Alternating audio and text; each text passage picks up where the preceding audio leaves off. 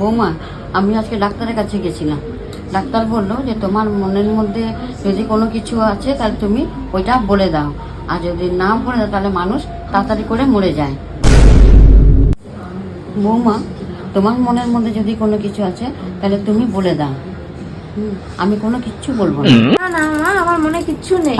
বৌমা, তুমি বলে দাও, আমি কোনো কিচ্ছু বলবো না।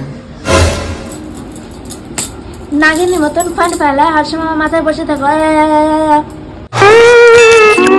যখনই আমার স্বামীর সাথে আমি বাইরে যাই তখনই তুমি বলো বৌমা আমিও যাবো আমিও যাবো আমিও যাবো। আর তুমি বলো তো এমনি আমি তোমার মেয়ের মতন, আমি তোমার মেয়ের মতন। বাস, অনেক হয়ে গেছে, দাঁড়া তোরে। মনের কথাতে মরিস আর না মরিস, আমার হাতে তো তুই জরুর মরবি। মা তুমি কিছু বলবে না বলছি।